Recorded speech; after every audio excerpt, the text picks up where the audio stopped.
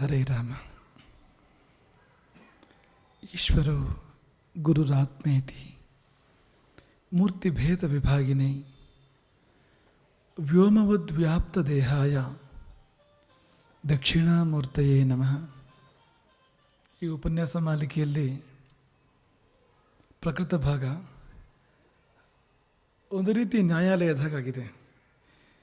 ಒಂದಷ್ಟು ದಿನ ಪಾಪಗಳ ವಿರುದ್ಧವಾಗಿ ವಿಷಯ ಮಂಡನೆ ಆಯಿತು. ಈಗ ಒಂದು ಸ್ವಲ್ಪ ಪಾಪಿಗಳ ಪರವಾಗಿಯೂ ಕೂಡ ಮಂಡನೆ ಆಗ್ತಾಯಿದೆ. ಆದರೆ ನೆನಪಿಡಿ, ಪಾಪಿಗಳ ಪರವಾಗಿ ಹೊರತು ಪಾಪಗಳ ಪರವಾಗಿ ಅಲ್ಲ. ಕರುಣೆ ಪಾಪಿಗಳಿಗಿರಲಿ, ಪಾಪಗಳಿಗಲ್ಲ.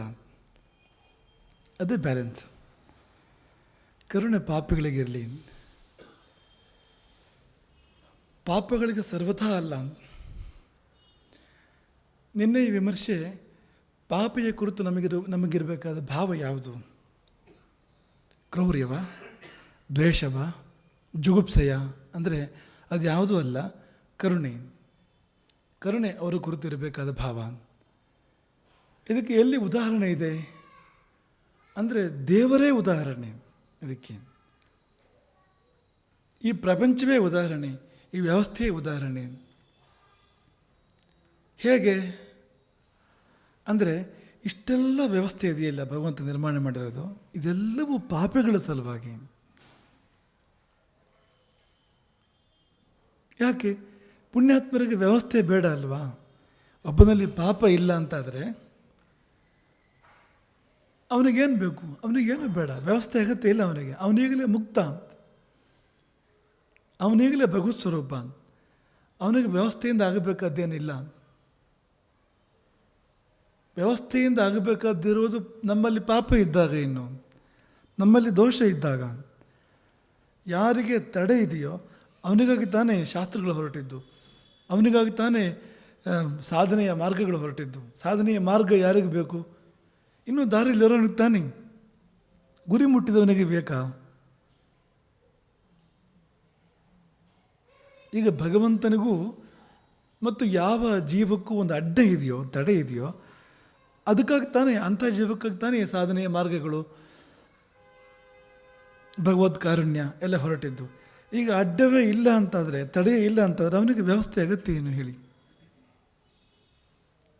ಅದೇ ಪಾಪ ಅಂದರೆ. ಆ ಅಡ್ಡಕ್ಕೆ ಪಾಪ ಅಂತ ಹೆಸರು, ಆ ತಡೆಗೆ ಪಾಪ ಅಂತ ಹೆಸರು. ಅದಕ್ಕೆ ಒಂದು ಸರಿಯಾದ ಉದಾಹರಣೆ ಆಸ್ಪತ್ರೆ. ಈ ಮಠದ ಬಗ್ಗೆಯೂ ಕೆಲಸ ಹೊತ್ತು ಚರ್ಚೆ ಆಗೋದುಂಟು. ಏನಂದರೆ ಮಠದಲ್ಲಿ ಅಂಥವ್ರೊಬ್ಬರು ಬಂದರು, ಅವರು ಒಳ್ಳೆಯವರಲ್ಲ, ಅವರು ಪಾಪಿಗಳು, ಅವರು ಕೆಟ್ಟವರು. ಅವರು ಮಠಕ್ಕೆ ಬಂದಿದ್ದಾರೆ, ಅವರಿಗೂ ಗುರುಗಳು ಮಂತ್ರಾಕ್ಷತೆ ಕೊಟ್ಟಿದ್ದಾರೆ. ಅದಕ್ಕೆ ಉತ್ತರ, ಈಶ್ವರನ ದರ್ಬಾರಿನಲ್ಲಿ ಎಲ್ಲರಿಗೂ ಅವಕಾಶ ಇದೆ. ಪುಣ್ಯಾತ್ಮರಿಗೆ ಹೇಗೆ ಅವಕಾಶ ಇದೆಯೋ ಪಾಪಿಗಳಿಗೂ ಕೂಡ ಅವಕಾಶ ಇದೆ. ಹಾಗೆ ನೋಡಿದರೆ ಪ್ರಾಶಸ್ತ್ಯ ಅವರಿಗೆ ಬರಬೇಕು. ಯಾಕೆಂದರೆ ಅವರಿಗೆ ಚಿಕಿತ್ಸೆ ಅಗತ್ಯ ಇದೆ ಅಂತ. ನಾವು ಒಂದು ಉದಾಹರಣೆ ಕೊಟ್ಟಿದ್ದುಂಟು. ಆಸ್ಪತ್ರೆಯ ಹೊರಗೆ ಬೋರ್ಡ್ ಹಾಕ್ಬಿಡೋದು, ಇಲ್ಲಿ ರೋಗಿಗಳಿಗೆ ಪ್ರವೇಶ ಇಲ್ಲ ಅಂತ. ಹೇಗಿರ್ಬೋದು ಹೇಳಿ? ನಮಗೇನು ಅನಿಸುತ್ತೆ? ಇಲ್ಲಿ ರೋಗಿಗಳಿಗೆ ಅವಕಾಶ ಇಲ್ಲ, ರೋಗಿಗಳು ಬರಕೂಡದು, ಆಸ್ಪತ್ರೆಯನ್ನು ಮೇಲಿಗೆ ಮಾಡಕೂಡದು, ರೋಗಿಗಳು ಬಂದು ಅಂತ ಏನಾದರೂ ಬೋರ್ಡ್ ಹಾಕಿದರೆ ಆಸ್ಪತ್ರೆಯ ಸ್ಥಾಪನೆಯ ಉದ್ದೇಶ ಸಾರ್ಥಕ ಆದಂತೆ ಆಯಿತಾ? ಇರುವುದೇ ರೋಗಿಗಳಿಗಾಗಿ. ಹಾಗೆ ಒಂದು ಗುರು ಇರುವುದು, ಒಂದು ಮಠ ಇರುವುದು ಯಾರಿಗಾಗಿ ಅಂದರೆ, ಯಾರಲ್ಲಿ ಪಾಪ ಇದೆಯೋ ಅವರು ಪಾಪವನ್ನು ಕಳ್ಕೊಳ್ಳೋಕ್ಕೋಸ್ಕರವಾಗಿ, ತೊಳ್ಕೊಳ್ಳೋಕ್ಕೋಸ್ಕರವಾಗಿ ತಾನೇ. ಅವರಲ್ಲೂ ಸ್ವಲ್ಪ ಕಂಪೇರ್ ಮಾಡ್ಬೋದು. ಪಾಪಿಗಳಲ್ಲಿಯೇ ಏನಾದರೂ ಒಳ್ಳೆಯದಾಗುವಂಥ ಅವಕಾಶ ಇರೋರು ಎಲ್ಲಿ ಬರ್ತಾರೆ, ಅವಕಾಶವಿಲ್ಲ ಅಂದರೆ ಬರೋದಿಲ್ಲ ಅವನು ಅಂತ. ಅಷ್ಟು ನಾವು ತುಲನೆ ಮಾಡ್ಬೋದು ಹೊರತು ಪಾಪವೇ ಇಲ್ಲದವನಿಗೆ ಇಲ್ಲಿ ಏನು ಕೆಲಸ ಅಂತ. ಅದೇ ಒಬ್ಬ ಮಹಾಗುರುವಿನಲ್ಲಿ ಒಬ್ಬ ಶಿಷ್ಯ ಹೇಳ್ಕೊಡೋದು ನಮಗೆ ಈಗಲೂ ಕೂಡ ಒಂದು ಚಿಕ್ಕ ಸಂಭಾಷಣೆ, ನೋಡೋಕ್ಕಂಥ ವಿಶೇಷ ಏನೂ ಇಲ್ಲ, ಆದರೆ ತುಂಬ ಮನಸ್ಸನ್ನು ತಟ್ಟತ್ತೆ. ಆ ಶಿಷ್ಯ ಗುರುವಿನಲ್ಲಿ ಬಂದು ಮೊಟ್ಟ ಮೊದಲು ಶರಣಾದಾಗ, ತನ್ನನ್ನು ತಾನು ಆತ್ಮನಿವೇದನೆ ಮಾಡಿಕೊಂಡಾಗ ಅವನು ಹೇಳ್ಕೊಳ್ತಾನೆ, ನಾನು ಮಹಾಪಾಪಿಯಪ್ಪ. ಅದಕ್ಕೆ ಗುರು ಹೇಳ್ತಾನೆ, ಆಗಲಿ, ನಿನ್ನಲ್ಲಿ ಪಾಪ ಇದ್ರೆ ತಾನೇ ನನಗೊಂದು ಕೆಲಸ ಅಂತ ಇರೋದು ಅಂತ. ನಿನ್ನಲ್ಲಿ ಪಾಪ ಇಲ್ಲದಿರೋ ನನಗೇನು ಕೆಲಸ ಅಂತ. ಈಗ ಶುದ್ಧ ಜೀವ ಒಂದು ಬಂದರೆ ಸಂಪೂರ್ಣ ಪುಣ್ಯಾತ್ಮ ಒಬ್ಬನು ಬಂದರೆ ಅವನಲ್ಲಿ ಗುರುವಿಗೆ ಕೆಲಸ ಏನಿದೆ ಹೇಳಿ? ಏನು ಕೆಲಸ ಇಲ್ಲ. ಕೆಲಸ ಯಾರಲ್ಲಿದೆ ಅಂದರೆ, ಯಾರಲ್ಲಿ ದೋಷ ಇದೆ, ಯಾರಲ್ಲಿ ಪಾಪ ಇದೆ, ಅವರಲ್ಲಿ ಮಾತ್ರವೇ ಗುರುವಿಗೆ ಕೆಲಸ ಇರೋದು. ಅಂದ ಮೇಲೆ ಪಾಪಿಯ ಕುರಿತು ಕರುಣೆ ತೋರಬೇಡಿ ಅಂತ ಅನ್ನೋದಕ್ಕೆ ಏನು ಅರ್ಥ ಹೇಳಿ? ಹಾಗಾದರೆ ಹೇಗೆ ಅಂತ? ಪಾಪಿಗೆ ದಾರಿಯಲ್ಲಿ ಹಾಗಾದರೆ ಅಂತ. ಅದಕ್ಕೆ ದೇವರ ಉದಾಹರಣೆ ಕೊಟ್ಟಿದ್ದು ನಾವು. ಈಗ ದೇವರ ಅವತಾರ ಮಾಡ್ತಾನೆ ಯಾರಿಗಾಗಿ? ಯಾರಿಗಾಗಿ ಅವತಾರ ಮಾಡ್ತಾನೆ ದೇವರು? ಜೀವಗಳನ್ನು ಉದ್ಧರಿಸೋಕ್ಕೋಸ್ಕರ ಅವತಾರ ಮಾಡ್ತಾನೆ. ಉದ್ಧರಿಸುವುದು, ಮೇಲೆ ಕೆತ್ತೋದು. ಅವನು ಕೆಳಗಿದ್ದಾನೆ, ಅವನು ಬಿದ್ದಿದ್ದಾನೆ ಅಲ್ಲಿ, ಪತಿತ. ಅವನ ಮೇಲೆ ಕೆತ್ತುತ್ತಾನೆ ಭಗವಂತ ಬರೋದು ಭೂಮಿಗೆ. ಹಾಗಂದ್ರೆ ಏನರ್ಥ? ಪಾಪಿಗಳ ಮೇಲೆ ಕರುಣೆ ತೋರು ಅಂತಾನೆ. ನಮಗೆ ಸಪ್ತಶತಿಯ ಆ ಭಾಗದ ನೆನಪಾಗುತ್ತೆ. ಈ ಪಾರಾಯಣ ಮಾಡೋರು ಎಷ್ಟೋ ಜನ ಅರ್ಥದ ಕಡೆ ಗಮನವನ್ನೇ ಕೊಡೋದಿಲ್ಲ, ಅಲ್ಲಿ ಸನ್ನಿವೇಶ ಭಾವದ ಕಡೆ ಗಮನವನ್ನೇ ಕೊಡೋದಿಲ್ಲ. ಸಪ್ತಶತಿ ದೇವಿ ಮಹಾತ್ಮ್ಯ, ಅಲ್ಲಿ 2 ಸಂಗತಿಗಳು ನಿಮ್ಮ ಗಮನಕ್ಕೆ ತರ್ತೇನೆ ಇವತ್ತು. ಅದ್ಭುತವಾಗಿದೆ ಅದು. ನಾವು ಪಾರಾಯಣ ಮಾಡ್ತಿರುವಾಗಲೇ ನಮ್ಮನ್ನು ವಿಚಲಿತ ಅಂದರೆ ಕಂಪನಗೊಳಿಸಿದ್ದು ನಮ್ಮನ್ನು ಅಂತ. 2 ಮಹಿಷಾಸುರನ ಸಂಬಂಧಪಟ್ಟಂಥ ಘಟನೆಗಳು, ಸನ್ನಿವೇಶಗಳು 2 ಅಂತ. ಒಂದು, ಮಹಿಷಾಸುರನ ವಧೆ ಆಗಿದೆ. ದೇವಿ ಅಂದರೆ ಅಂತಹ ಒಂದು ರೌದ್ರ ರೂಪವನ್ನು ತಾಳಿ ಮಹಿಷಾಸುರನ ಸಂಹಾರ ಮಾಡಿದ್ದಾಳೆ, ತಲೆ ಕಡಿದಿದ್ದಾಳೆ. ಆಕೆಯನ್ನು ದೇವತೆಗಳು ಸ್ತುತಿ ಮಾಡ್ತಾ ಇದ್ದಾರೆ. ಆ ಸ್ತುತಿಯಲ್ಲಿ ದೇವತೆಗಳು ಅಂದರೆ ಮಹಿಷಾಸುರನ ಪರಮ ವೈರಿಗಳು ಅಂತ. ಅವರಿಗೆ ಉಪದ್ರವಾಗುತ್ತೆ ಮಹಿಷಾಸುರನಿಂದ ಅಂತ. ಮಹಿಷಾಸುರನ ಮುಖ್ಯವಾದ ಟಾರ್ಗೆಟ್ ಅವರೇ. ಅದು ಹಾಗೆ, ಅದು ಎಲ್ಲ ರಾಕ್ಷಸರಿಗೂ ಮುಖ್ಯವಾದ ಟಾರ್ಗೆಟ್ ಯಾವುದು? ದೇವತೆಗಳು ಅಂತ. ಅಲ್ಲಿ ಕೂಡ ಅದೇ ಆಗಿರೋದು ಅಂತ. ಸಾಮಾನ್ಯ ಮನುಷ್ಯನ ಸುದ್ದಿಗೆ ಅವ್ರು ಹೋಗೋದಿಲ್ಲ ಅಂದರೆ ಅದು ಮುಗಿದ ಮೇಲೆ ಈ ಕಡೆ ಬರ್ತಾರೆ ಅವರು. ಆ ದೇವತೆಗಳು ಏನು ಹೇಳ್ತಾರೆ ದೇವಿಯನ್ನು ಸ್ತುತಿ ಮಾಡಬೇಕಾದ್ರೆ? ಏಬಿರ್ ಹತೈರ ಜಗದುಪೈತಿ ಸುಖಂ. ಅಮ್ಮನ ಭಾವ ಏನು ಅಂತ ಹೇಳ್ತಾ ಇದ್ದಾರೆ ದೇವತೆಗಳು. ಏಬಿರ್ ಹತೈಹಿ, ಇವರು ಸತ್ತು ಹೋದರೆ, ಇವರು ಹತರಾದರೆ ರಾಕ್ಷಸರು, ಜಗದುಪೈತಿ ಸುಖಂ, ಜಗತ್ತಿಗೆ ಒಳ್ಳೆಯದಾಗತ್ತೆ, ಜಗತ್ತಿಗೆ ಸುಖವಾಗತ್ತೆ. ಹಾಗಾಗಿ ಕುರುಬಂತು ನಾಮ ನರಕಾಯ ಚಿರಾಯ ಪಾಪಂ. ಹಾಗಂತ ಇವರು ಎಷ್ಟು ತುಂಬ ಪಾಪಗಳನ್ನು ಮಾಡಿಬಿಟ್ಟಿದ್ದಾರೆ ರಾಕ್ಷಸರುಗಳು, ತುಂಬ ಪಾಪಗಳನ್ನು ಮಾಡಿಬಿಟ್ಟಿದ್ದಾರೆ. ನರಕಕ್ಕೆ ಬೇಕಾಗಿ ಪಾಪಗಳನ್ನು ಮಾಡಿದರೋ ಏನೋ ಅಂತ. ಅವರು ನರಕ ಪ್ರಾಪ್ತಿಗೆ ಬೇಕಾಗುವಂತೆ ಪಾಪಗಳನ್ನು ಮಾಡಿದ್ದಾರೆ ರಾಕ್ಷಸರು ಅಂತ ಏನು ಕೇಳಬೇಕಾ? ಆದರೆ ನಿನಗೆ ನಮ್ಮ ಮೇಲೆ ಮಾತ್ರ ಅಲ್ಲಮ್ಮ, ಅವರ ಮೇಲೂ ಕರುಣೆ. ಹಾಗಾಗಿ ನೀನು ಯುದ್ಧದ ಆಟವನ್ನು ಏರ್ಪಡಿಸಿದೆ. ಯಾಕೆಂದರೆ ಸಂಗ್ರಾಮ ಮೃತ್ಯು ಮಧಿಗಮ್ಯ ದಿವಂ ಪ್ರಯ ಅಂತ. ಯುದ್ಧದಲ್ಲಿ ಮರಣವನ್ನು ಪಡೆದವರು ಸ್ವರ್ಗಕ್ಕೆ ಹೋಗಲಿ ಅಂತ ನಿನ್ನ ಭಾವನೆ ಅಲ್ವಾ? ಇಲ್ಲಿದ್ರೆ ಈ ಆಟ ಬೇಕಾ ನಿನಗೆ? ಸಂಗ್ರಾಮದ ಆಟ ಬೇಕಾ? ಸಂಗ್ರಾಮ ಮೃತ್ಯು ಮಧಿಗಮ್ಯ ದಿವಂ ಪ್ರಯ ಅಂತ. ಸಂಗ್ರಾಮ ಮೃತ್ಯುವನ್ನು, ಯುದ್ಧ ಮರಣವನ್ನು ಅವರು ಪಡೆದು ವೀರಸ್ವರ್ಗ ಭಾಜನರಾಗಲಿ ಇತಿಮತ್ವ ಹೇಗೆ ಭಾವಿಸುತ್ತಾನೆ. ಅಹಿತಾನ್ ವಿನಿಹಂಸಿ ದೇವಿ, ಸ್ವಯಂ ನೀನೇ ಯುದ್ಧ ಕ್ಷೇತ್ರಕ್ಕೆ ಬಂದು ಅವರನ್ನು ಸಂಹಾರ ಮಾಡ್ತೀಯೆ. ಇದಕ್ಕೆ ಅರ್ಥ ಏನು? ಈ ಶ್ಲೋಕಕ್ಕೆ ಅರ್ಥ ಏನು? ಹಾಗೆ ಅವರು ಮುಂದುವರೆದು ಹೇಳ್ತಾರೆ ದೇವತೆಗಳು, ದೃಷ್ಟೈವ ಖಿನ್ನ ಭವತಿ ಪ್ರಕರೋತಿ ಭಸ್ಮ. ಅವರು ನಾಶ ಮಾಡಿದರೆ ಬೇಕಾದಷ್ಟು ದಾರಿಗಳಿದೆ. ಸಂಕಲ್ಪ ಮಾತ್ರದಿಂದಲೇ ಸುಟ್ಟು ಹಾಕ್ಬಿಡ್ಬೋದು, ಅವರೆಲ್ಲ ನಾಶವಾಗಲಿ ಸಾಲದ. ಒಂದು ಸತಿ ಉರಿಗಣ್ಣನ್ನು ಬೇರೆ ಸುಟ್ಟು ಬಿಡ್ಬೋದಲ್ವ ಅವ್ರನ್ನೆಲ್ಲ? ಹಾಗ್ಯಾಕೆ ಮಾಡಿಲ್ಲ ನೀನು? ಅರಿಷುವತ್ತು ಪ್ರಹಿಣೋಷ ಶಸ್ತ್ರಂ.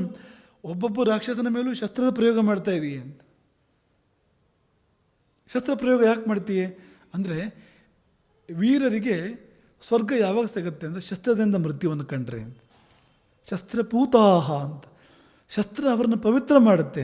ಎಷ್ಟು ವಿಚಿತ್ರ ಅಂದರೆ ಭಾರತೀಯರ ಒಂದು ದರ್ಶನಗಳು. ಇದರ ಪ್ರಪಂಚದಲ್ಲಿ ಅದೆಲ್ಲ ಏನು ಕ್ರೌರ್ಯದ ಮಾಧ್ಯಮಗಳು, ಆಯುಧಗಳು. ಇವತ್ತು ಆಧುನಿಕ ಜಗತ್ತಿನ ಕಲ್ಪನೆ ಕೂಡ ಅಷ್ಟೇ, ಆಯುಧಗಳು ಒಂದು ಕ್ರೌರ್ಯದ ಮಾಧ್ಯಮಗಳು ಅಂತ. ಆದರೆ ಇಲ್ಲಿ ಏನು ಅಂದರೆ ಪಾವಿತ್ರ್ಯದ ಮಾಧ್ಯಮಗಳು. ಅವರಲ್ಲಿ ಏನೇನು ಪಾಪ ಆಗಿದೆಯೋ ಈವರೆಗೆ ಆ ಎಲ್ಲ ಪಾಪಗಳನ್ನು ಪರಿಹಾರ ಮಾಡುವುದು ಶಸ್ತ್ರ. ಮಹಾಭಾರತದಲ್ಲಿ ದೃಷ್ಟೋದ್ಯುಮ್ನನ್ನು ವಧೆ ಮಾಡ್ತಾನೆ ಅಶ್ವತ್ಥಾಮ. ರಾತ್ರಿ ಬಂದು ದೃಷ್ಟೋದ್ಯುಮ್ನನ್ನು ಕೊಲ್ತಾನೆ. ಅದೊಂದು ಅಂದರೆ ಮರ್ಡರ್, ಬೇರೆ ಏನಲ್ಲದು. ಆ ಬಗೆಯ ಒಂದು ಮೃತ್ಯು. ಸಾಯೋ ಮೊದಲು ದೃಷ್ಟೋದ್ಯುಮ್ನ ಅಶ್ವತ್ಥಾಮನಿಗೆ ಹೇಳ್ತಾನಂತೆ, ಶಸ್ತ್ರಪ್ರಯೋಗ ಮಾಡು ನನ್ನ ಮೇಲೆ, ವೀರ ಸ್ವರ್ಗ ಸಿಗಲಿ ನನಗೆ. ಅದು ಯುದ್ಧ ಮರ್ಯಾದೆಯನ್ನು ಮೀರಿ ಮಾಡಿದ್ದು ಅಶ್ವತ್ಥಾಮ. ಬಿಡಿ, ಅದನ್ನು ಸರಿ ಅಂತ ಪ್ರಪಂಚ ಹೇಳಲಿಲ್ಲ. ಕೃಷ್ಣನೂ ಹೇಳಲಿಲ್ಲ ಅದನ್ನು. ಅದರಿಂದ ಅವನಿಗೆ ದೋಷ ಬಂತು ಅಶ್ವತ್ಥಾಮನಿಗೆ. ಇಲ್ಲಿ ಇರೋ ಭಾವ ಅದು, ಲೋಕಾನ್ ಪ್ರಯಾಂತು ರಿಪವೋಪಿ ಶಸ್ತ್ರಪೂತಾ, ಶಸ್ತ್ರದಿಂದ ಪವಿತ್ರರಾಗಿ ತಮ್ಮ ಪಾಪಗಳನ್ನು ಕಳ್ಕೊಂಡವರು ಉತ್ತಮ ಲೋಕಗಳಿಗೆ ಹೋಗಲಿ ಅಂತ ತಾನೇ ನೀನು ಶಸ್ತ್ರಗಳನ್ನು ಪ್ರಯೋಗ ಮಾಡಿದ್ದು ಅವ್ರ ಮೇಲೆ. ಶಸ್ತ್ರಚಿಕಿತ್ಸೆ ಅಂತ ನಾವು ಹೇಳೋದು ಅದನ್ನು, ನಿಜವಾದ ಶಸ್ತ್ರಚಿಕಿತ್ಸೆ, ಜೀವಕ್ಕೆ ಮಾಡುವ ಚಿಕಿತ್ಸೆ ಶಸ್ತ್ರದ ಮೂಲಕವಾಗಿ ಇದು. ಇತ್ತಂ ಮತಿರ್ಭವತಿ ತೇಷ್ವಹಿತೇಷು ಸಾಧ್ವಿ, ಆ ಅಹಿತರಲ್ಲಿ, ಆ ಕೆಡುಕರಲ್ಲಿ, ಕೇಡಿಗರಲ್ಲಿ ನಿನಗೆ ಎಂಥ ಒಳ್ಳೆಯ ಮನಸ್ಸು ಅಂದರೆ ನೀನು ಅವರ ಮೇಲೆ ಶಸ್ತ್ರಗಳನ್ನು ಪ್ರಯೋಗ ಮಾಡಿ ಅವರ ಜೀವಕ್ಕೊಂದು ಚಿಕಿತ್ಸೆ ಮಾಡಿ ಅವರ ಪಾಪಗಳನ್ನು ಪರಿಹಾರ ಮಾಡಿ ಸ್ವರ್ಗಕ್ಕೆ ಕಳಿಸ್ಕೊಡ್ತೀಯ, ನಾವಿರೋ ಲೋಕಕ್ಕೆ ಕಳಿಸ್ಕೊಡ್ತೀಯ ನೀನು ಅಂತ. ಎಷ್ಟು ಚೆನ್ನಾಗಿದೆ ಇದು ಅಂದರೆ, ಆ ದೈತ್ಯರು ದೇವಲೋಕವನ್ನು ಆಕ್ರಮಣ ಮಾಡ್ಕೊಂಡಿದ್ದರು. ಅಮಾರ್ಗದಲ್ಲಿ ಸ್ವರ್ಗವನ್ನು ಆಕ್ರಮಿಸಿ ನಮ್ಮದು ಸ್ವರ್ಗ ಅಲ್ಲಿ ಬಂದು ಕೂತಿದ್ರು. ಸ್ವರ್ಗದ ಸುಖ ಅವರಿಗೆ ಸಿಗೋದಿಲ್ಲ ಅವರಿಗೆ. ಯಾಕೆಂದರೆ ಸ್ವರ್ಗದ ಸುಖ ಸಿಗಬೇಕು ಅಂದರೆ, ಇಂದ್ರ ಪದವಿ ಸಿಗಬೇಕು ಅಂದರೆ ಅವನು ಯಜ್ಞ ಮಾಡಿಯೇ ಬರಬೇಕು ಅಲ್ಲಿಗೆ. ಅವನು ದಾಳಿ ಮಾಡಿ ಇಂದ್ರನ ಸಿಂಹಾಸನ ವಶಪಡಿಸ್ಕೊಂಡ್ರೆ ಅವನ ಕೈಲಿ ಕುರ್ಚಿ ಇರ್ಬೋದು ಅಷ್ಟೇ ಹೊರತು ನಿಜವಾದ ಇಂದ್ರ ಪದವಿ ಅವನಿಗೆ ಇರ್ಲಿಕ್ಕೆ ಸಾಧ್ಯ ಇಲ್ಲ. ಅದು ಇಂದ್ರಪದಲ್ಲೇ ಹೋಗ್ತದೆ ಅದು. ಯಾಕೆಂದರೆ ಕರ್ಮದಿಂದ ಬಂದಿದ್ದದು ಅಂತ, ಕರ್ಮದೇವಾಹ, ಕರ್ಮದಿಂದ ಬಂದಿರತಕ್ಕಂಥದ್ದು ಆ ಪದವಿಗಳು ಅಂತ. ಹಾಗಾಗಿ ಅವರು ಅಮಾರ್ಗದಲ್ಲಿ ಸ್ವರ್ಗವನ್ನು ಪಡ್ಕೊಳ್ತೇವೆ ಅನ್ನೋ ಭ್ರಮೆ ಅವರಿಗೆ. ಪಡ್ಕೊಂಡದ್ದು ನಿಜವಾದ ಸ್ವರ್ಗ ಅಲ್ಲ, ನಿಜವಾದ ಇಂದ್ರ ಪದವಿ ಅಲ್ಲ, ನಿಜವಾದ ಸ್ವರ್ಗದ ಸುಖ ಅಲ್ಲ ಅದು. ಹಾಗಾಗಿ ದೇವಿ ಅದಕ್ಕೊಂದು ಟ್ರೀಟ್ಮೆಂಟ್ ಮಾಡಿ ನಿಜವಾದ ಸ್ವರ್ಗವನ್ನು ಕೊಟ್ಟಳು ಅಂತ. ನಿಜವಾದ ಸ್ವರ್ಗವನ್ನು, ನಿಜವಾದ ಸುಖವನ್ನು ಅವ್ರಿಗೆ ಕೊಟ್ಟಳು ಅಂತ. ಅದನ್ನೇ ದೇವತೆಗಳು ಹೇಳ್ತಾ ಇರೋದು, ನೀನು ಏನು ಮಾಡಿದೆ ಅಂತ ಗೊತ್ತಾಯ್ತಮ್ಮ, ನೀನು ಅವರಿಗೆ ಸ್ವರ್ಗ ಕೊಟ್ಟೆ ಅಲ್ವಾ ಕೊನೆಗೂ, ಅವ್ರು ಬಯಸದ್ದನ್ನೇ ಕೊಟ್ಟೆ ನೀನು ಅವರಿಗೆ.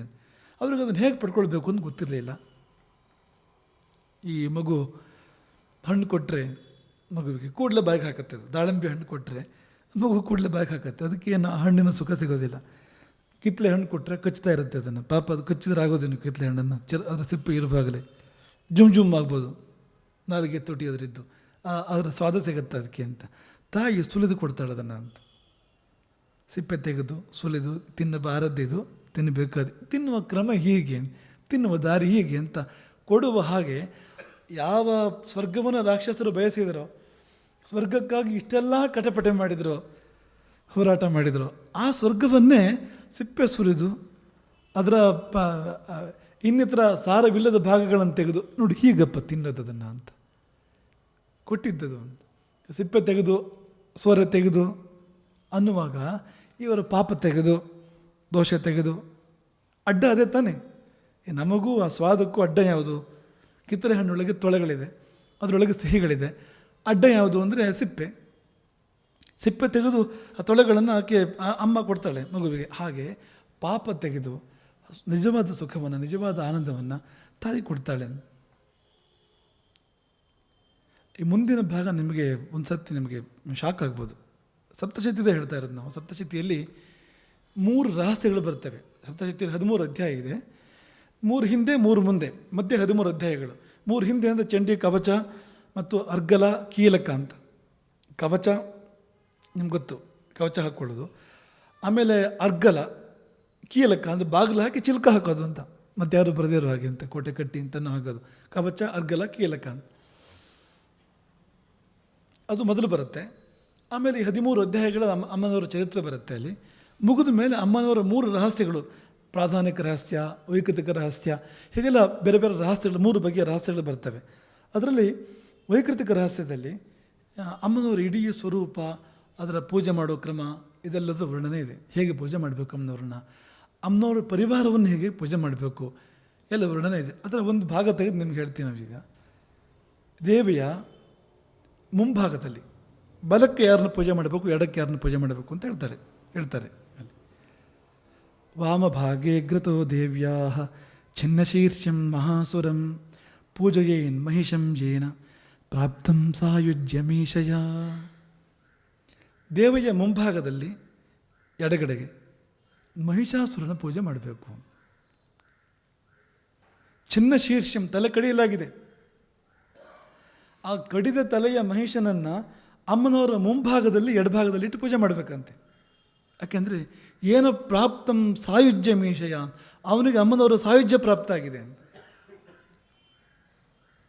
ಎಷ್ಟರ ಮಟ್ಟಿಗೆ ಅಂದರೆ ಈ ನಮಗೆಲ್ಲ ಸಾಯುಜ್ಯ ಪ್ರಾಪ್ತ ಆದರೆ ನಮ್ಮನ್ನು ಗುರುತು ಸಿಗುತ್ತೋ ಇಲ್ಲ ಆಮೇಲೆ ಗೊತ್ತಿಲ್ಲ. ಆದರೆ ಅವನದೊಂದು ಐಡೆಂಟಿಟಿ ಇದೆ. ಮಹಿಷಾಸುರ ಕಾಣಿಸ್ಕೊಳ್ತಾನೆ ಅನ್ನೋರ ಸನ್ನಿಧಿಯಲ್ಲಿ ಅಂತ. ಹಾಗಾಗಿ ಇಷ್ಟೆಲ್ಲ ಮಹಿಷಾಸುರನ ಬಗ್ಗೆ ಎಲ್ಲ ವರ್ಣನೆ ಮಾಡಿ ಬೈದು ಅವನನ್ನು ಮಾಡಿ ವಧೆ ಮಾಡಿದ್ರೆ ಚರಿತ್ರೆ ಓದಿದ ಮೇಲೆ ಅವನವರು ನೈವೇದ್ಯ ಮಾಡಬೇಕಾದ್ರೆ ಅವನು ಒಬ್ಬ ಭಾಗಿದಾರ ಅದರಲ್ಲಿ. ನೀವು ಹೂ ಹಾಕಿದರೆ ಒಂದು ಹೆಸರು ಅವನಿಗೂ ಹೋಗುತ್ತೆ ಅಲ್ಲಿ.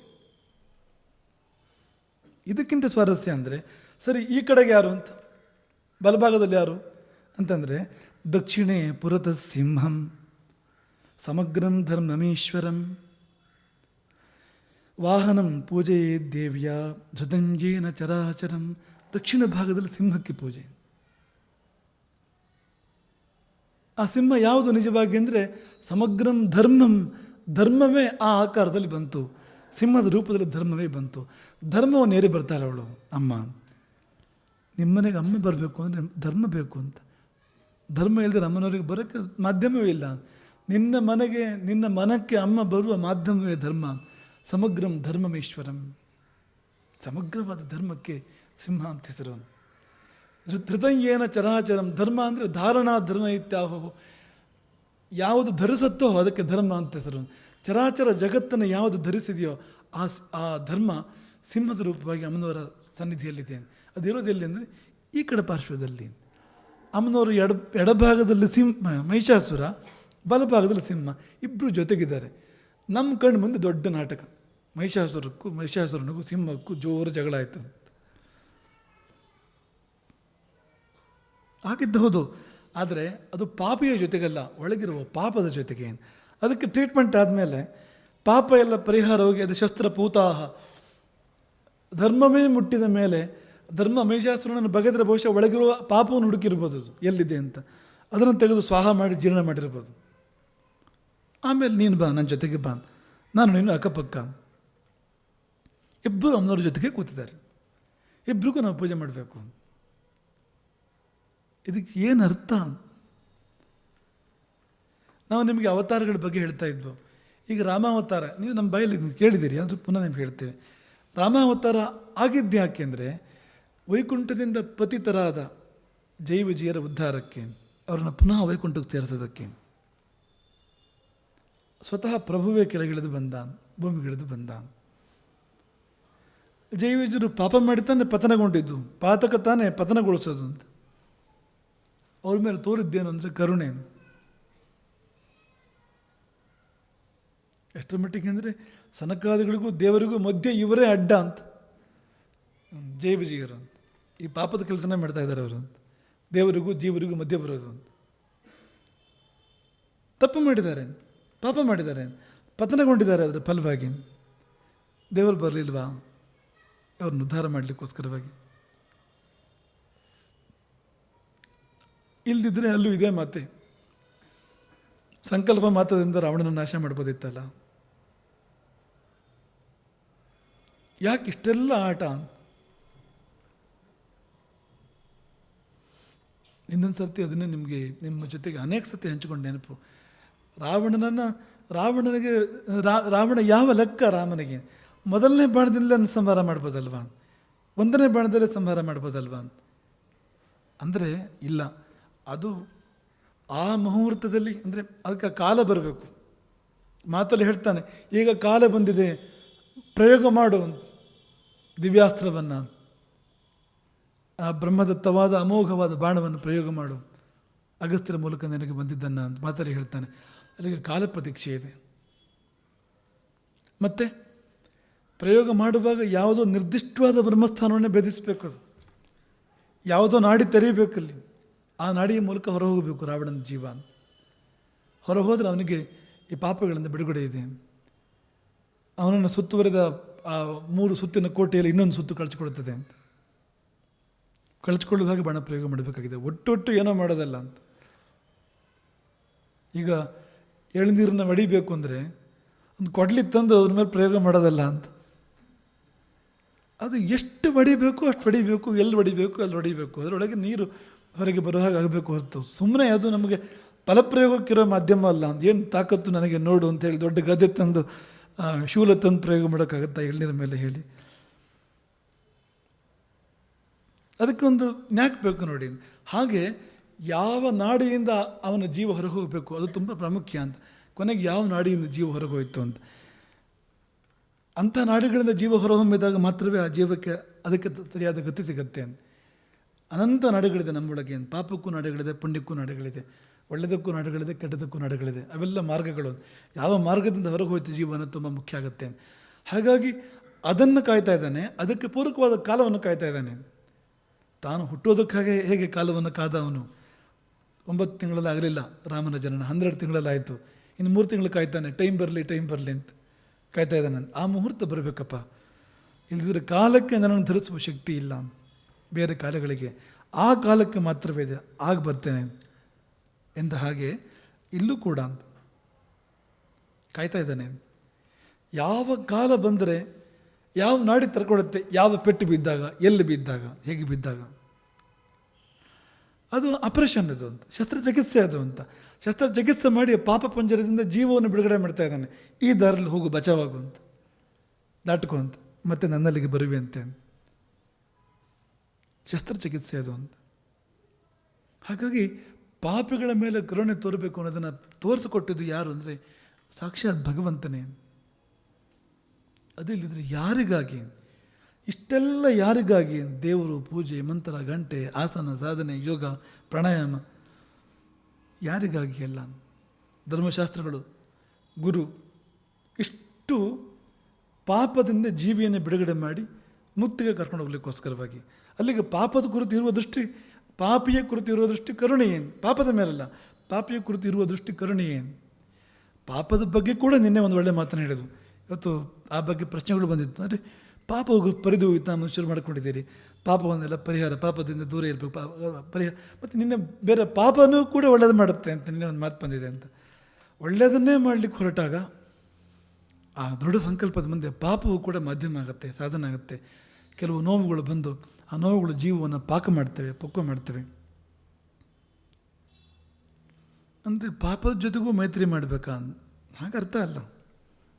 ಪಾಪ ಇಟ್ಕೊಳ್ಬೇಕಾ? ಹಾಗೆ ಅರ್ಥ ಅಲ್ಲ. ಅದನ್ನು ಗಮನಿಸಬೇಕು ಅಂತ. ಈಗ ಬೆಂಕಿ ಒಳ್ಳೆಯದ ಕೆಟ್ಟದ ಅಂತಂದರೆ, ಬೆಂಕಿ ಸುಡುತ್ತೆ ಅನ್ನೋದ್ರಲ್ಲಿ ಯಾವ ಸಂಶಯವೂ ಇಲ್ಲ. ಆದರೆ ಅಡುಗೆ ಕೂಡ ಮಾಡ್ಬೋದು, ಅದರಲ್ಲಿ ಚಳಿ ಕಾಯಿಸ್ಕೊಳ್ಳೋಕ್ಕೂ ಬರುತ್ತೆ. ನೀವು ಒಳ್ಳೇದು ಮಾಡೋಕ್ಕೆ ಹೊರಟಾಗ ಅದು ಮಾಧ್ಯಮ ಆಗುತ್ತೆ, ಯಾವುದೂ ಮಾಧ್ಯಮ ಆಗುತ್ತೆ ಅಂತ. ಅದು ಇನ್ನೊಂದು ಉದಾಹರಣೆ ಈ ಹಿಂದೆ ಕೊಟ್ಟಿದ್ದು, ನೀರಲ್ಲಿ ನಾವು ಬಿದ್ದಿರ್ತೇವೆ, ನಾವು ನೀರು ಮುಳುಗಿಸುತ್ತೆ, ನಮ್ಮನ್ನು ಕೊಲ್ಲುತ್ತೆ, ಅದರಲ್ಲಿ ಯಾವ ಸಂಶಯವೂ ಇಲ್ಲ. ಆದರೆ ನಿಮಗೆ ಈಜೋಕ್ಕೆ ಬಂದರೆ, ನಿಮ್ಗೆ ಒಳ್ಳೇದು ಮಾಡೋಕ್ಕೆ ಬಂದರೆ, ನಿಮ್ಗೆ ಈಜೋಕ್ಕೆ ಬಂದರೆ ಅದೇ ನೀರು ಈಜಿಗೆ ಮಾಧ್ಯಮ ಆಗುತ್ತೆ, ದಾಟಕ್ಕೆ ಮಾಧ್ಯಮ ಆಗುತ್ತೆ ನಿಮಗೆ ಅಂತ. ಹೌದು ತಾನೆ ಅಂತ. ಈಗ ಮಾಯೆ ನಮ್ಮನ್ನು ಬಂಧನ ಮಾಡ್ತಾಳೆ, ನಮ್ಮನ್ನು ಪೀಡಿಸ್ತಾಳೆ ಪರಿಪರಿಯಾಗಿ. ಆದರೆ ನೀವು ಸರಿಯಾಗಿ ಆಕೆ ಒಲಿಮೆ ಸಂಪಾದನೆ ಮಾಡಿದರೆ ಮಾಯೆ ತಾಯಿ ಆಗ್ತಾಳೆ. ಈಗ ತಾಯಿಗೆ ಮಾಯಿ ಅಂತ ಹೆಸರಿದೆ ಅಂತ, ಮಾಯಿ ಅಂತ ಕರೀತಾರೆ ತಾಯಿಗೆ ಅಂತ. ಕೆಲವು ಭಾಷೆಗಳಲ್ಲಿ ಆ ಶಬ್ದ ಪ್ರಯೋಗ ಇದೆ, ಮಾಯಿ. ಆ ಮಾಯೆಗೆ ತುಂಬ ಹತ್ತಿರ ಇರುವಂಥದ್ದು ಅಂತ. ಆದರೆ ನಿನಗೆ ಸಂಕಲ್ಪ ಇದ್ದರೆ, ನಿನ್ನ ಸತ್ಸಂಕಲ್ಪ ನಿನಗಿದ್ದರೆ, ಆ ಸಂಕಲ್ಪ ತುಂಬ ದೃಢವಾಗಿದ್ದರೆ ಜಗತ್ತಿನ ಸಕಲ ಸಂಗತಿಗಳು ಕೂಡ ನಿನಗೆ ಪೂರಕವಾಗಿ ಬರ್ತವೆ. ಇಡೀ ಪ್ರಪಂಚವೇ ನಿನಗೆ ಅನುಕೂಲ ಆಗುತ್ತೆ. ನಿನ್ನ ಅಹಿತರು ನಿನಗೆ ಒಳ್ಳೇದು ಮಾಡ್ತಾರೆ, ನಿನ್ನಲ್ಲಿ ಭಾವ ಜಾಗರಣೆ ಉಂಟು ಮಾಡ್ತಾರೆ ಅವರು. ಅದೇ ಕಗ್ಗದ ಕವಿ ಹೇಳಿದ್ದು, ಟೊಳ್ಳು ಜಗ ಸಾಕು ಬಾಳ್ ಎನಿಸಿ ಗುರುವಾದವರೇ ಕೊಳ್ಳಿರಿ ನಮನವನು. ಅವರಿಗೂ ನಮಸ್ಕಾರ ಕೊಡ್ತಾರೆ ಅವರು. ಈ ಬಂಧುಗಳೇ, ಭಾಗಿಗಳೇ, ಉಲ್ಲಾಸವಿತ್ತವರೇ, ಅವರಿಗೆಲ್ಲ ನಮಸ್ಕಾರ ಕೊಟ್ಟ ಹಾಗೆ ಅವರು ಹೊರಡೋಕ್ಕಿಂತ ಮುಂಚೆ ಅವ್ರಿಗೆ ಯಾರ್ಯಾರು ತೊಂದರೆ ಮಾಡಿದ್ರು ಜೀವನದಲ್ಲಿ ಅವ್ರಿಗೂ ಒಂದು ನಮಸ್ಕಾರ ಕೊಡ್ತಾರೆ. ಯಾಕೆಂದರೆ ಟೊಳ್ಳು ಜಗ ಸಾಕು ಬಾಳ್ ಎನಿಸಿ ಗುರುವಾದವರೇ. ಜಗತ್ತು ಟೊಳ್ಳು ಸುಳ್ಳು ಅಂತ ಅನಿಸಿದ್ದು ನಿಮ್ಮಿಂದಾಗಿ, ಜಗತ್ತು ಸಾಕು ಅಂತಾಗಿದ್ದು ನಿಮ್ಮಿಂದಾಗಿ. ಇಲ್ಲದಿದ್ದರೆ ಈ ಜಗತ್ತಿನ ಮೇಲೆ ಆಸೆ ಹೆಚ್ಚಾಗಿ ಇದೇ ಸುಖ ಅಂತ ಅನಿಸಿ ಇಲ್ಲೇ ಎದ್ಬಿಡ್ತಿದ್ದೆ ನಾನು ಅಂತ. ಆದರೆ ಇದು ಬೇಡ, ಇದು ಸಾಕು ಅಂತಾಗೋದಕ್ಕೆ ನೀವು ಕೊಟ್ಟ ದುಃಖ ಕಾರಣ, ನೀವು ಕೊಟ್ಟ ನೋವು ಕಾರಣ. ಹಾಗಾಗಿ ಇಹದ ಮೇಲಿನ ಮೋಹ ತೊರೆಯಿತು, ಪರ ಬೇಕು ಅಂತಾಯಿತು. ಅದೇ ಬಹಳ ಮುಖ್ಯವಾಗಿರೋದು. ಇದು ಸಾಕು, ಅದು ಬೇಕು ಅಂತಾಗುವುದೇ ಅಧ್ಯಾತ್ಮದ ಆರಂಭ. ಅದು ಯಾರೋ ಪ್ರಶ್ನೆ ಕೇಳಿದ್ದಾರೆ, ಈಗ ಅಧ್ಯಾತ್ಮದ ಪ್ರಾರಂಭ ಎಲ್ಲಿಂದ, ಅಧ್ಯಾತ್ಮದ ಅರಿವು ಎಲ್ಲಿಂದ ಶುರು, ಎಲ್ಲಿಂದ ಅಂತ, ಪ್ರಾರಂಭ ಎಲ್ಲಿಂದ, ಅಕಾರ ಯಾವುದು, ಎಲ್ಲಿಂದ, ಇಲ್ಲಿಂದಲೇ ಅಂತ. ಇದು ಸಾಕು, ಅದು ಬೇಕು ಅಂತ ಆಗಬೇಕು ಅಂತ, ಅಲ್ಲಿಂದ ಪ್ರಾರಂಭ ಅದೊಂದು. ಹಾಗಾಗಲಿಕ್ಕೆ ಮುಖ್ಯ ಮಾಧ್ಯಮ ನಮ್ಮ ಶತ್ರುಗಳು ಅಂತ, ನಮ್ಮ ವೈರಿಗಳು ಅಂತ, ನಮಗೆ ತೊಂದರೆ ಮಾಡಿದವರು ಅಂತ. ಅವರೇ ಕಾರಣ ಅದಕ್ಕೆ. ನಮ್ಮ ಪಾಪಗಳು, ಅದರಿಂದ ಬರುವ ನೋವುಗಳು, ಆ ನೋವುಗಳು ಏನು ಮಾಡ್ತವೆ ಅಂದರೆ ಸಾಕಪ್ಪ ಅಂತ, ಈ ಜೀವನ ಅಂತ ಅನ್ನೋ ಹಾಗೆ ಮಾಡ್ತೇವೆ ಅಂತ. ಅದು ನಮ್ಗೆ ಆ ಕಡೆ ಸಾಗೋದಕ್ಕೆ ದಾರಿ ಮಾಡಿಕೊಡುತ್ತೆ ಅಂತ, ಆ ಕಡೆ ಹೋಗೋದಕ್ಕೆ ದಾರಿ ಮಾಡಿಕೊಡುತ್ತೆ. ಹಾಗಾಗಿ ನಮ್ಮ ದೃಷ್ಟಿಯಿಂದ ನೆಗೆಟಿವ್ ಅಂತ ಯಾವುದು ಇಲ್ಲ ಪ್ರಪಂಚದಲ್ಲಿ ಅಂತ, ಎಂಥದೂ ಇಲ್ಲ. ಒಂದೇ ಒಂದು ವಸ್ತು, ಒಂದೇ ಒಂದು ಸಂಗತಿ ನೆಗೆಟಿವ್ ಅಂತ ಇಲ್ಲ, ಇನ್ಕ್ಲೂಡಿಂಗ್ ಪಾಪ. ಪಾಪವನ್ನು ಸೇರಿದ ಹಾಗೆ ಬರೇ ನೆಗೆಟಿವ್ ಅಂತ ಯಾವುದೂ ಇಲ್ಲ. ಅದನ್ನು ಯಾಕೆ ಇಟ್ಟಿದ್ದಾನೆ ಭಗವಂತ? ಹಾಗಾದರೆ ಯಾಕೆ ಸೃಷ್ಟಿ ಮಾಡಿದ್ದಾನೆ? ಎಲ್ಲೋ ನಿನಗೆ ಒಳ್ಳೇದು ಮಾಡೋದಕ್ಕೆ ಅವನು ಇಟ್ಟಿರ್ಬೋದು, ನಮ್ಗೆ ಅದನ್ನು ಉಪಯೋಗಿಸೋಕೆ ಬರದೇ ಇರ್ಬೋದು. ಅದು ತಾನೇ. ಈಗ ಕರೆಂಟ್ ವ್ಯವಸ್ಥೆ ಇದೆ ಮನೆ ಒಳಗಡೆಗೆ, ಒಳ್ಳೇದಕ್ಕಂತಲೇ ಇರೋದು ಇದು. ಅಲ್ಲಿ ಮಗು ಒಂದು ಮಳೆ ತಗೊಂಡು ಹೋಗಿ ಇದಿರುತ್ತಲ್ಲ, ಏನು ಪ್ಲಗ್ ಇರುತ್ತಲ್ಲ, ಪ್ಲಗ್ಗಿನ ಹೋಲ್ ಇರುತ್ತಲ್ಲ, ಅದರೊಳಗೆ ಹಾಕಿದ್ರೆ ಕರೆಂಟ್ ಹೊಡೆಯುತ್ತೆ, ಜೀವನೂ ಹೋಗ್ಬೋದು. ಆದರೆ ಅದನ್ನು ಯಾರು ಮಾಡಿದರೋ ಅವರನ್ನು ದೋಷಿಸಬೇಡಿ, ಅವ್ರು ಒಳ್ಳೆಯದಕ್ಕೋಸ್ಕರ ಮಾಡಿರೋದು. ನಿನಗನ್ನು ಉಪಯೋಗಿಸೋಕೆ ಬಂದಿಲ್ಲ, ಚಾಕು ಉಪಯೋಗಿಸೋಕೆ ಬರದಿರೋ ಕೈ ಕೊಯ್ಕೊಳ್ಬೋದು, ಕಣ್ಣು ಕೊಯ್ಕೊಳ್ಬೋದು. ಚಾಕು ಮಾಡಬೇಕಾದ್ರೆ ಆ ಉದ್ದೇಶನೇ ಮಾಡಿದ್ದಲ್ಲ, ಒಳ್ಳೆಯ ಉದ್ದೇಶನ ಮಾಡಿರೋದು. ಯಾರು ಖರೀದಿ ಮಾಡಿ ಮನೇಲಿ ತಂದಿಟ್ಟರೆ ಚಾಕುವನ್ನು ಒಳ್ಳೆಯ ಉದ್ದೇಶಕ್ಕೋಸ್ಕರ ತಂದಿಟ್ಟಿದ್ದಾರೆ. ನಿನಗೆ ಸರಿ ಉಪಯೋಗಿಸೋಕೆ ಬರದೆ ನೀನು ಕೈ ಕೊಯ್ಕೊಂಡ್ರೆ ಅದಕ್ಕೆ ಯಾರು ಹೊಣೆ? ನೀನೇ ಹೊಣೆ ಅಷ್ಟೇ ಅಂತ. ಹಾಗಾಗಿ ನಿನಗೆ ಒಳ್ಳೆಯದೇ ಮಾಡಬೇಕು ಅಂತಿದೆಯಾ, ಹೊರಡೋದಕ್ಕೋಸ್ಕರ ಎಲ್ಲವೂ ಪಾಸಿಟಿವ್, ಎಲ್ಲವೂ ಅನುಕೂಲ. ಅದರದ್ದೇ ಆದ ದಾರಿಯಲ್ಲಿ ಅಷ್ಟೇ. ಈಗ ದೇವರನ್ನ ಉಪಾಸನೆ ಮಾಡೋದು, ಉದಾಹರಣೆಗೆ ಪ್ರಹ್ಲಾದ ಮಾಡಿದ್ದು ಕೂಡ ಉಪಾಸನೆಯೇ, ಹಿರಣ್ಯಕಶಿಪು ಮಾಡಿದ್ದು ಕೂಡ ಉಪಾಸನೆಯೇ, ಬೇರೆ ಬೇರೆ ರೀತಿಯಲ್ಲಿ. ಉಪಾಸನೆ ಅಂದರೆ ಏನು? ದೇವರ ಮೇಲೆ ಚಿತ್ತವನ್ನು ಏಕಾಗ್ರಗೊಳಿಸುವಂಥ ಅಷ್ಟೇ. ನಿನ್ನ ಚಿತ್ತ ದೇವರಲ್ಲಿ ನೆಲೆ ನಿಂತರೆ ನೀನು ದೇವರನ್ನು ಸೇರ್ತೀಯ, ಸಿಂಪಲ್ ಅದು, ಅಷ್ಟೇ ವಿಷಯ ಇರೋದು. ನಿನ್ನ ಮನಸ್ಸು ದೇವರಲ್ಲಿ ನಿಲ್ಲಬೇಕು ಅಂತ. ಇಬ್ಬರ ಮನಸ್ಸು ದೇವರಲ್ಲೇ ನಿಂತಿತ್ತು. ಪ್ರಹ್ಲಾದನ ಮನಸ್ಸು ಅಚಲವಾಗಿ ಹರಿಯಲೇ ನಿಂತಿತ್ತು, ಹಿರಣ್ಯಕಶಿಪುವಿನ ಮನಸ್ಸು ಕೂಡ ಅಚಲವಾಗಿ ಹರಿಯಲೇ ನಿಂತಿತ್ತು. ಅದು ರೀತಿ ಬೇರೆ ಬೇರೆ ಅಷ್ಟೇ. ಅದು ಪ್ರಹ್ಲಾದನದು ಪ್ರೀತಿಯ ರೀತಿ ಅಂತ, ಹರಿ ನನ್ನ ಸರ್ವಸ್ವ ಅಂತ, ಅದು ಅನುರಾಗ ಭಕ್ತಿ, ಅದು ಪ್ರೇಮ ಭಕ್ತಿ. ಅದು ಈ ಹಿರಣ್ಯಕಶಿಪು ಅನ್ನೋದು ವಿರೋಧ ಭಕ್ತಿ. ಎಲ್ಲಿ ಹರಿ ಅಂತ, ಒಂದು ಸಾರಿ ಸಿಗಲಿ ನಾಶ ಮಾಡಿಬಿಡ್ತೇನೆ ಅವನನ್ನು ಅಂತ ಇಡೀ ಪ್ರಪಂಚ ಹುಡುಕಾಡಿದಂತೆ. ಅವನು ಪ್ರಪಂಚ ಹುಡುಕಾಡ್ತಾನೆ, ಹರಿ ಎಲ್ಲಿ ಅಂತ ಪ್ರಪಂಚನಲ್ಲಿ ಹುಡುಕಾಡಿದ ಅವನು ಅಂತ. ಎಲ್ಲೂ ಕಾಣಲಿಲ್ಲ ಅವನಿಗೆ ಹರಿ ಅಂತ, ಹಿರಣ್ಯಕಶಿಪುವಿಗೆ ಅಂತ. ಹರಿಯನ್ನು ಅರಿಯಾಗಿ ಕಂಡವನು ಅಂತ, ಅದರಿಂದಾಗಿ ಹರಿಯನ್ನು ಅರಿತವನು ಅಂತ. ಮನಸ್ಸು ಬೇರೆ ಕಡೆ ಹೋಗಲೇ ಇಲ್ಲ ಅಂತ. ಮೂರತ್ತು ಅದೇ ಯೋಚನೆ, ಹರಿ ಎಲ್ಲಿ ಹರಿ ಅಂತ, ಅದ್ರ ಮೇಲೆ ವಿರೋಧ. ಆ ವಿರೋಧದಿಂದ